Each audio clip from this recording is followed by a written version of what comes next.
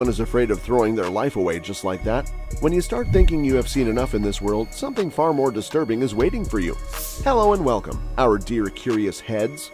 In this video, we will show you some of the craziest reactions of convicts upon the last sentence. Dexter Johnson.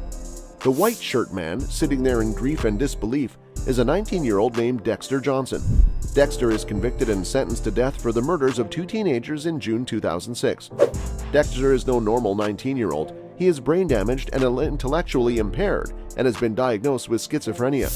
It was a summer night when Dexter Johnson took the lives of Maria Aparice and Huyen Go. He is accused of carjacking the younger couple hours earlier, accompanied by his four other friends, drove them around the town before taking their valuable belongings and money and then proceeding to shoot both of them in the head. And it was just one of the many brutal crimes prosecutors say Johnson pulled off during his month-long spree of violence. After getting the death sentence by the jury, Dexter Johnson could be seen sitting down on the chair in disbelief, putting a hand over his mouth showing maybe he finally understood the price he is supposed to pay for taking someone else's life in his life itself. Though the cries of, "what we guessed must be his mom," could be heard crystal clear in the background, what made everyone flinch was when Dexter tried to escape the courtroom but was thankfully tackled down by a dozen police officers. Next up, we have a criminal who is convicted of double murder, but instead of feeling grief or at least guilt on a humanitarian basis, he chose to give a spine-chilling speech at the end of his trial, which made everyone shocked. Peter Avsenew. Peter Avsenew, a 33-year-old man, was found guilty in 2017 for the murders of Stephen Adams and Kevin Powell, who were found slain in their Broward County home after being beaten and shot. Peter was facing life in prison or death by lethal injection trial, while everyone was sitting in the courtroom waiting for the jury to give the verdict. Peter made some obscene gesture towards the family of the victim, showing he has no care in the world. Proceeding further, it is reported that Peter fired his lawyers and made a short statement in front of the jury. Starting off with, "I have no regrets in my life about any decisions that I made. Nobody knows what happened that night." Continuing his wicked and twisted statement, Peter went as far as saying that people will need a Ouija board to know what happened and how it happened. Ending the statement, Peter warned a Broward judge that no one will be safe near him if he is not sentenced to death. "I wholeheartedly have nothing to lose," he said, "and I'm going to take it out on everybody I can." Though Peter is still alive and is facing a penalty trial, we have a lot of work on as a society to make sure we are looking after not only ourselves, but the people around us too. Nikolas Cruz. This innocent-looking teenage boy is Nikolas Cruz. Though his looks might be deceiving, his deeds are horrific. Nikolas is a school shooting suspect who took the lives of 17 people, including high schoolers and staff members, and injured 17 others.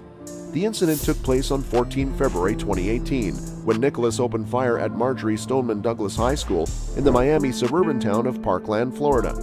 In this video, the trial against Nikolas is taking place where it is to be decided whether Nikolas will be given the death penalty or life imprisonment without parole. During the whole trial, there were numerous family members of victims who were all focused on Nikolas, wanting to see him suffer as their loved ones did. And while the brother and the woman who raised Nikolas were seen wiping their tears, Nikolas stood mute and was seen grieving for what possibly his future could have been if, and only if, he did not commit the heinous crime. Timothy Jones Jr. Timothy Jones Jr. is a dad who murdered his own 5 innocent and defenseless kids. Jones, 37, was a single father and computer engineer who, after killing one of his children, decided to kill the other 4 rather than allow them to end up with his ex-wife. It was reported that Timothy suffered from mental health problems, which worsened because of his drug usage and infidelity by his wife. Reportedly on the night of August 28, 2014, he had an angry confrontation with 6-year-old Nathan after the child broke an electrical outlet in his home. To punish him, Jones forced the boy to do various strenuous exercises for a long time. He claimed that he later found the boy dead in his bed. Prosecutors said that after the first child's death, Jones considered what to do for several hours before deciding to strangle the other 4 children, all between the ages of 1 to 8 years old. He claimed to have done so to send the children to heaven together. Jones then wrapped the children's bodies in plastic and traveled with them around the southeast, making erratic trips and buying synthetic marijuana. As heart-wrenching as it is for us to hear what he did, it seemed to take an equal toll on him when the confession of what he did play in the courtroom. Though the verdict of the jury was an open secret and even Timothy knew he was going to face the death penalty, he couldn't contain himself and broke down in the courtroom, using a handkerchief to wipe his tears. But this doesn't end there. After realizing that his fake tears had no impact on the jury, Timothy was seen joking around with his legal team, making it more than obvious that there was no remorse he felt for doing what he did. Moving on, we have a killer who was sentenced to a total of 6 death sentences for 6 killings, Mesac Damas. This crime shook everyone to the core of their heart and was described as the worst of the worst. Not only it included mass murder using a brutal way, but it also included black magic and demons, according to Mesac himself.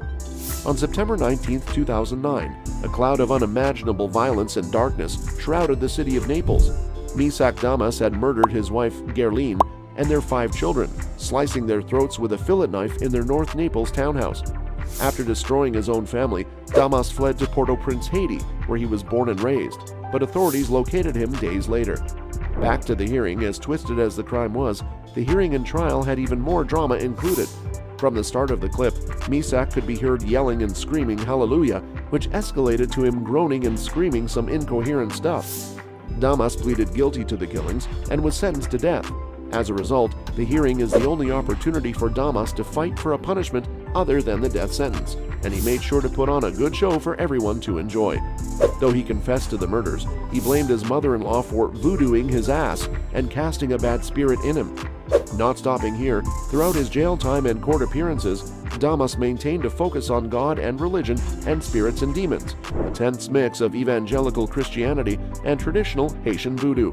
He was prone to courtroom outbursts, begging to be put to death and imploring a courtroom gallery to come to Jesus. He maintained that he was possessed by demons at the time of the crime. After having this intense drama in the courtroom, he also questioned the constitutionality of the death penalty, court records show. He claimed it violates the 8th Amendment of the United States Constitution because it is inherently cruel and unusual, the document states, making it pretty ironic. Having done with horrific killers who might or might not have realized their fault, lastly we have Pickens, who claims to be innocent even after being sentenced to death for killing his ex-girlfriend, Noelle Washington, her son, 9-month-old Anthony Jones III, and 3-year-old Shaw Raylan Wright, a little girl she was babysitting. Pickens. A Hamilton County judge handed down the death penalty to a man who killed his ex-girlfriend and 2 children. Mark shot all 3 victims in the head at point-blank range in the Pendleton neighborhood of Over the Rhine in 2010. After hearing the death sentence, he hung his head low and tried convincing the jury how innocent he was. In addition to that, his attorneys argued that there were no credible witnesses, and the fact that the jury deliberated for 17 hours showed they had questions about the case. They also said Pickens cooperated with police, so his life should be spared. Nevertheless, the family members of the victim believed he got what he deserved and that they were relieved knowing all 3 souls can now rest in peace. And these were the few criminals who had a crazy reaction upon hearing the last sentence. All right, man, without wasting any more time, we're gonna get straight into this, man. Excellent. Okay, first one, Dexter Johnson, man. You over here acting like TK. Fuck a beat. I was trying to beat a case, but I ain't beat that case, bitch. I did the race. Man, who got sentenced at 55 years, man. You went on a killing spree for a month and some change. We don't know what you did and all that, and it's not my business. But you can't go over there upset when they hand down all that time. Like TK over here writing letters about he got 55 years and he don't know how or why that happened. Out of here, fuck out of here. And then we got the second dude, Peter, whatever the fuck his name is. Crack that song. Now I mean you. Crack that song. Who's over there? I fully believe that case right there. He actually had probably some gay tendencies, and he was scared that somebody was gonna find out, and he did some like Anna Nicole Brown Simpson, you know what I'm saying, stuff like that. I think he just didn't want nobody to know his situation, you feel me, and that was gonna come out. Okay, man, it went crazy in that court situation when he said the only way the family members are gonna find the relatives is with a Ouija board. That was too crazy for me. And then we got Nikolas Cruz, who's over there mass shooting up a whole school on Valentine's Day.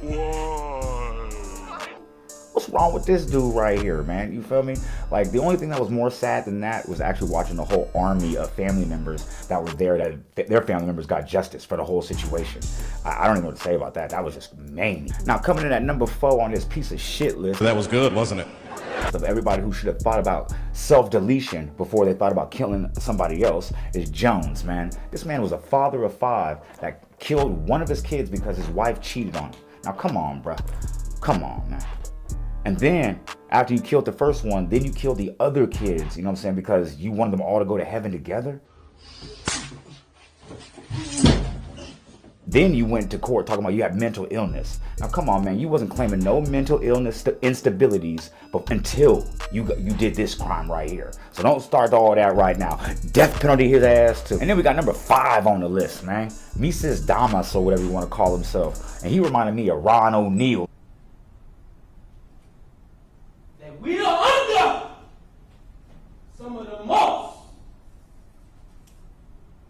vicious in the courtroom with that all that weird, all yelling and all that, trying to confuse the topic and the issues, man. The issues is you kill your children and your wife, man.